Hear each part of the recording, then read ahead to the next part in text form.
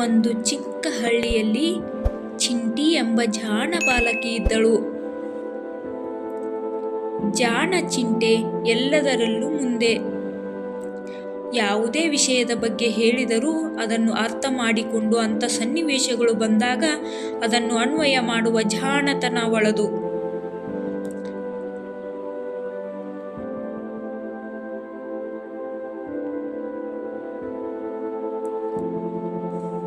ಬರೀ 3ನೇ ತರಗತಿಯಲ್ಲಿ ಓದುವ ಅವಳಿಗೆ ಇರುವ ಇಷ್ಟೊಂದು ತಿಳುವಳಿಕೆ ಎಲ್ಲರನ್ನೂ ಆಶ್ಚರ್ಯಪಡಿಸುತ್ತಿತ್ತು.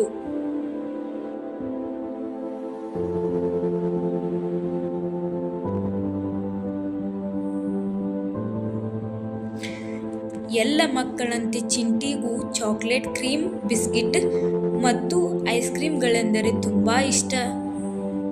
ಆದರೆ ಆಕೆ ಅವುಗಳಿಗೆ ಎಂದೂ ಹಠ ಮಾಡಿದವಳಲ್ಲ. ಅವೆಲ್ಲ ಆರೋಗ್ಯಕ್ಕೆ ಒಳ್ಳೆಯದಲ್ಲ ಎಂಬ ತನ್ನ ತಾಯಿ ಹೇಳಿದ ಸೂಚನೆಯನ್ನು ಪಾಲಿಸುತ್ತಿದ್ದಳು.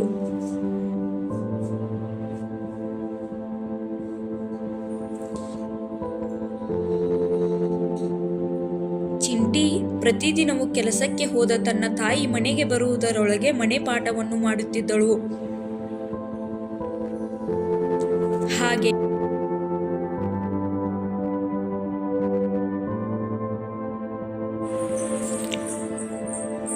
ಮನೆ ಪಾಠವನ್ನು ಮುಗಿಸಿದ ನಂತರ ತೊಳೆದಿಟ್ಟ ಪಾತ್ರೆಗಳನ್ನು ಹಿತ್ತಲಿಂದ ಅಡುಗೆ ಮನೆಗೆ ತಂದು ಬಟ್ಟೆಯಿಂದ ಒರೆಸಿ ನೀಟಾಗಿ ಜೋಡಿಸುತ್ತಿದ್ದಳು.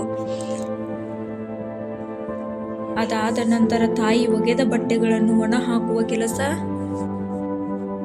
ಮಾಡುತ್ತಿದ್ದಳು. ಪರೀಕ್ಷೆಗಳಿಗೆ ತಯಾರಿ ನಡೆಸುವಾಗ ತಾಯಿ ಸಹಾಯ ಪಡೆದು ತನ್ನ ಸಮಸ್ಯೆಗಳನ್ನು ಬಗೆಹರಿಸಿಕೊಳ್ಳುತ್ತಿದ್ದಳು.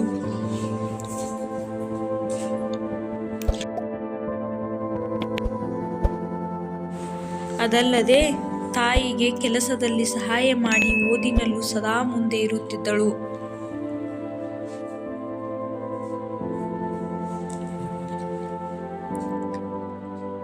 ಒಂದು ದಿನ ಚಿಂಟಿಯ ತಾಯಿ ಕೆಲಸದಿಂದ ಮನೆಗೆ ಬರುವಾಗ ದಿನಸಿ ಸಾಮಗ್ರಿ ತರಲು ಕಿರಾಣಿ ಅಂಗಡಿಗೆ ಹೋದಳು. ಅಲ್ಲೊಂದು ಚಿಕ್ಕ ಮಗು ತನ್ನ ತಾಯಿಗೆ, ಅಮ್ಮ, ನಾನು ಎಲ್ಲ ಹೋಮ್ವರ್ಕ್ ಮಾಡಿದ್ದೇನೆ, ನೀನು ಹೇಳಿದ ಎಲ್ಲ ಮಾತನ್ನು ಕೇಳಿದ್ದೇನೆ, ನೀನು ನನಗೆ ಚಾಕ್ಲೇಟ್ ಕೊಡಿಸುತ್ತೀ ಎಂದು ಹೇಳಿದೆಯಲ್ಲ ಎಂದು ಕೇಳುತ್ತಿತ್ತು.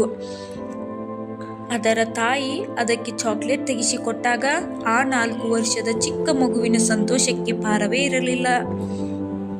ಇದನ್ನೆಲ್ಲ ಗಮನಿಸಿದ ಚಿಂಟಿಯ ತಾಯಿಗೆ ತನ್ನ ಮಗಳ ಮನೆಗೆಲಸ, ಹೋಮ್ವರ್ಕ್ ನೆನಪಾದವು.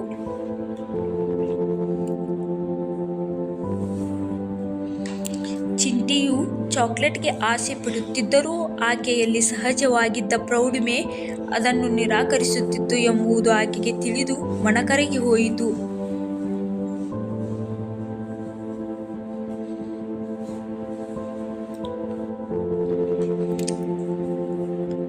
ಚಿಂಟಿಯ ತಾಯಿಯೂ ಕೂಡ ಚಿಂಟಿಗೆ ಚಾಕ್ಲೇಟ್ ತೆಗೆದುಕೊಂಡು ಮನೆಗೆ ಬಂದ ತಾಯಿ ಚಿಂಟಿಯನ್ನು ಕರೆದು ಆಕೆಯ ಕೈಯಲ್ಲಿ ಚಾಕ್ಲೇಟ್ ಇಟ್ಟಳು.